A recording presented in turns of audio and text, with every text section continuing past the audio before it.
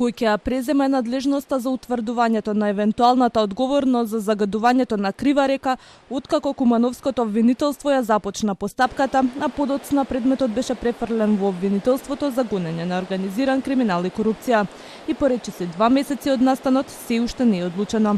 Се чека на Републичкото обвинителство да пресече кој ќе го испитува случајот во Тораница. Извори на Телма брифираат дека обвинителството кое што ќе ја преземе надлежноста веднаш ќе ја продолжи постапката со преземање на потребните дејствија. На 14 март пукна цевка во Тораница од која, како што тврде од фирмата концесионер, истекла техничка вода која не е опасна. Градоначалникот Сашко Митовски обвини дека Крива река е загадена со цијанид и олово токму од рудникот.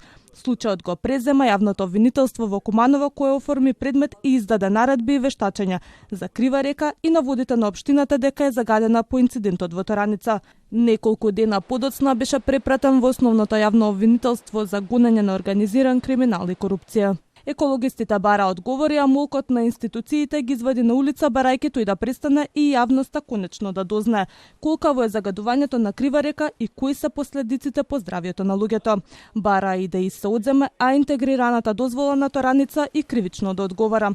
А прашува и зошто инспекторите не зеле мустри. Државниот инспекторат за животна средина на тој им одговори дека инспекторите самостојно работат во својата проценка дали ќе земат анализи во тој момент, но и дека поднеле бара до антикорупцијска да утврда дали има или не судирни интереси. Оттаму информираат дека таков предмет е оформен. Постапувањето е во тек, а по утврдување на состојбата ќе биде донесена одлука на јавна седница која ќе биде објавена на веб страницата на ДКСК, но поречиси 1 месец таква седница се уште не е закажана.